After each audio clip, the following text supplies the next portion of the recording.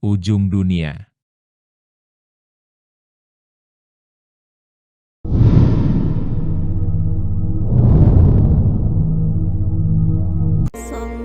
Di manakah ujung dunia? Utara, selatan, barat, barat daya,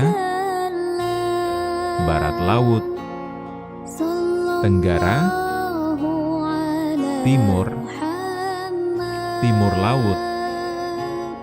Di mana? Karena di setiap memulai, selalu berakhir di tempat itu pula. Di mana? Setelah kupikir bolak-balik, ternyata ujung dunia berada di belakangku. Ya, di belakangku.